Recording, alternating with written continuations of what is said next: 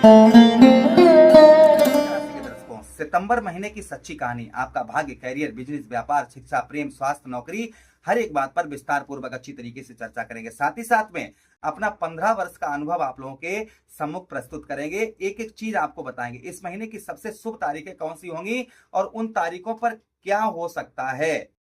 उसी के साथ ही साथ में वो तारीखें अशुभ कौन सी रहेंगी, जिन पर क्या हो सकता है। यानी दोनों तारीखों तारीखों की चर्चा करेंगे और क्या हो सकता है उन तारीखों पर, वो भी चर्चा करेंगे। क्या उपाय आप लोगों को करने हैं, कौन सा रंग आप लोगों के लिए इस महीने बहुत अच्छा रहेगा, कौन से उपाय आप लोगों के लिए बहुत अच्छे इस महीने रहेंगे, हर एक बात की चर्चा हम विस्तार पूर्वक अच्छी तरीके से अपने कर्क राशि के दर्शकों के लिए इस प्रोग्राम में करने जा रहे हैं। ये प्रोग्राम आपके लगन पर आधारित है, आपकी चंद्र राशि पर आधारित है। चलिए चर्चा करते हैं। और देखिए 100% का दावा नहीं करते हैं, इस चीज का हम हमेशा ही कहते हैं आप लोगों को, 100% का दावा करने वाले लोग बिल्कुल झूठे होते हैं। ये ग्रह आपकी कर्क राशि अकेले नहीं है, इस संसार में करोड़ों लोग कर्क राशि के हैं। एक जैसा प्रभाव सब पर नहीं पड़ सकता है, इसलिए किसी पर ज्यादा होगा, किसी पर कम होगा। ये बात को हम पहले ही बताते हैं। अगर आप हमारा चाहें तो वीडियो छोड़ सकते हैं, अगर देखना चाहें, आप समझना चाहें ज्योतिष को, तो एक आप जो है अपना थोड़ा समय दें और समझें कि ये महीना आप लोगों के लिए कैसा रहेगा।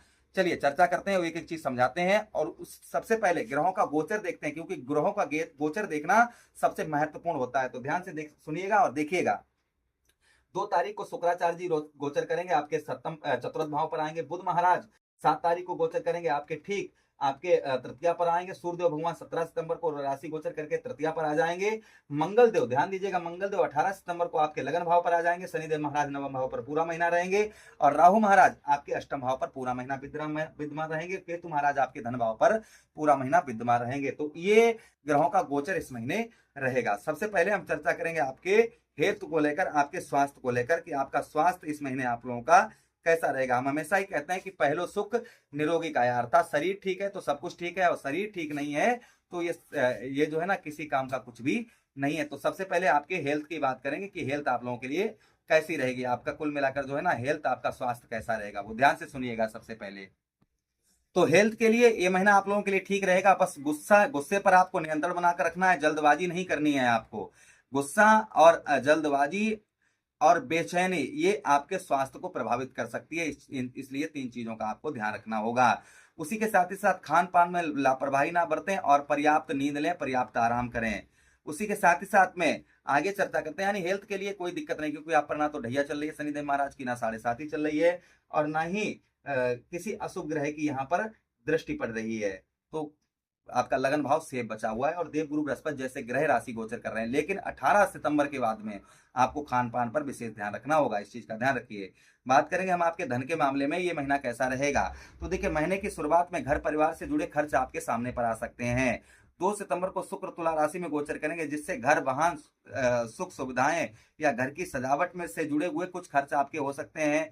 लेकिन यही समय घर या संपत्ति से जुड़े किसी लाभकारी निर्णय का कारण भी बन सकते हैं। उसी के साथ ही साथ 1 से लेकर 17 सितंबर के बीच आर्थिक मामलों में व्यक्तिगत जो है ना आर्थिक मामलों को व्यवस्थित रखने का प्रयास करें।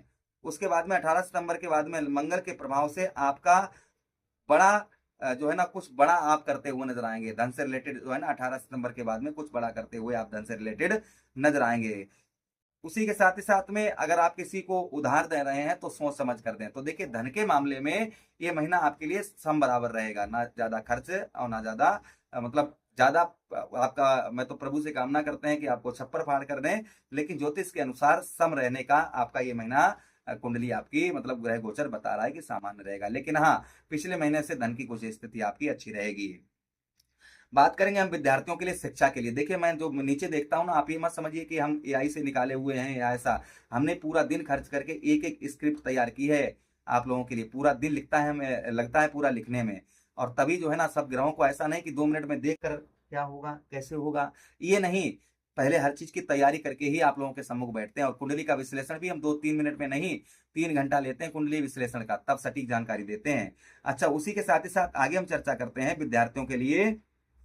प्रतियोगी परीक्षा की तैयारी करने वाले विद्यार्थियों के लिए यह समय मेहनत का रहेगा। लेकिन मेहनत की जो भाई मेहनत का रहेगा तो मेहनत से आपको सफलता भी प्राप्त होती हुई नजर आएगी।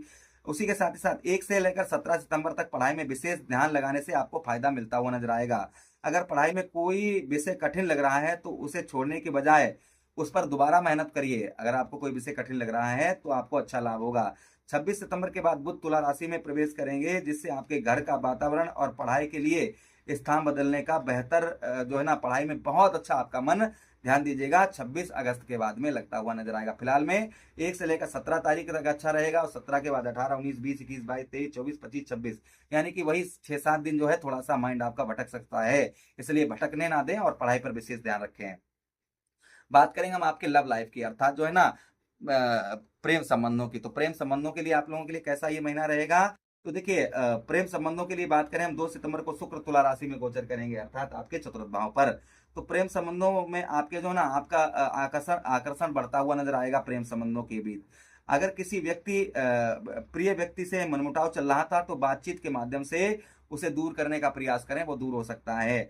अविवाहित लोगों के लिए नए व्यक्ति से बातचीत का अवसर मिल सकता है। जो अविवाहित है, उनके जीवन में कोई नया व्यक्ति एंट्री ले सकता है। अच्छा, उसी के साथ ही साथ आगे हम चर्चा करते हैं नौकरी के बारे में। नौकरी के बारे में ये महीना आप लोगों के लिए कैसा रहेगा? तो देखिए, नौकरी की बात करेंगे तो 17 सितंबर के बाद सूर्य कन्या राशि में प्रवेश करेंगे, जिससे आपके कामकाज, आप जो है ना, कामकाज में आपकी सक्रियता और संवाद बढ़ सकता है।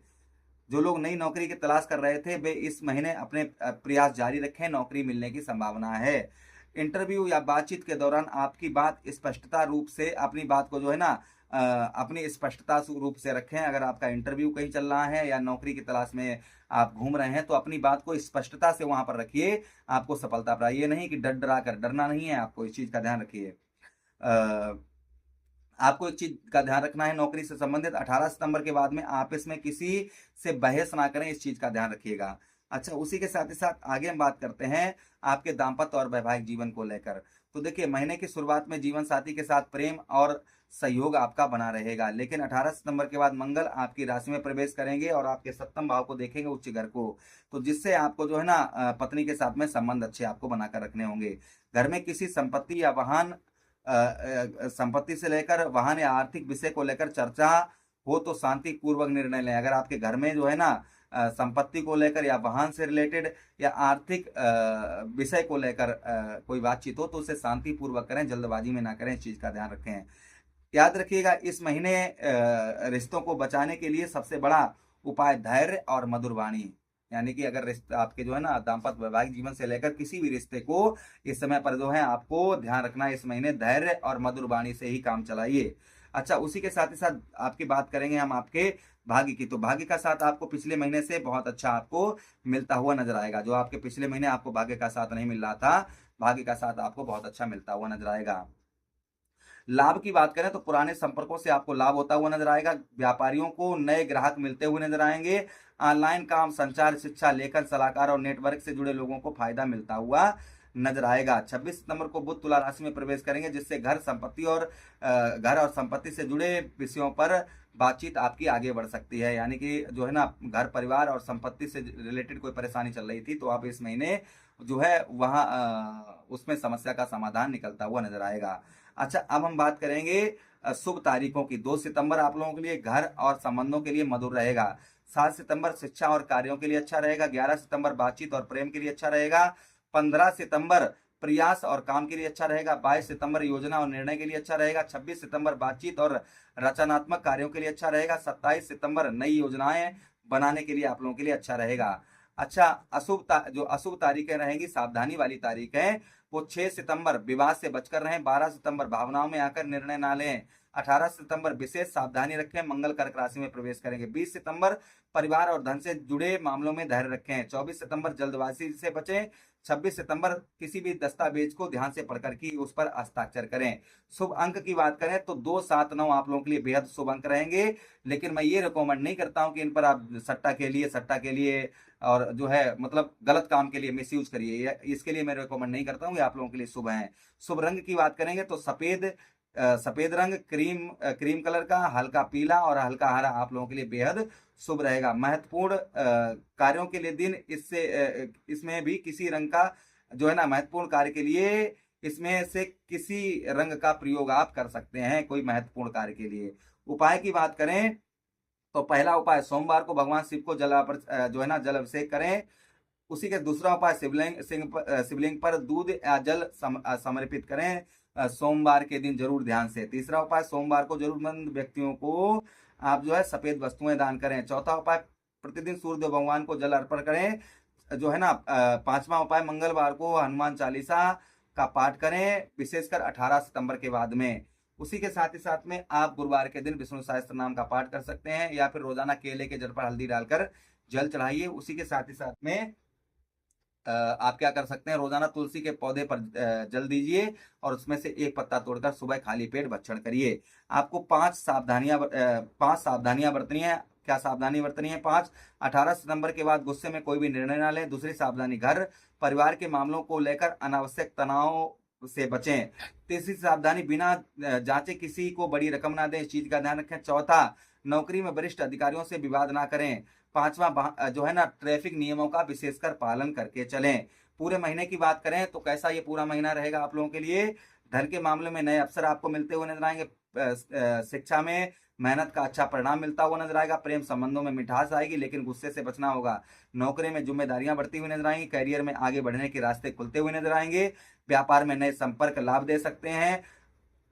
18 सितंबर के बाद मंगल आपकी राशि में प्रवेश करेंगे, इसलिए आप जो है ना, आपको क्रोध पर विशेषकर नियंत्रण बनाकर रखना होगा। भावनाओं में नहीं, समझदारी में शक्ति है। धैर्य रखिए, मेहनत कीजिए और सही समय पर सही फैसला लीजिए।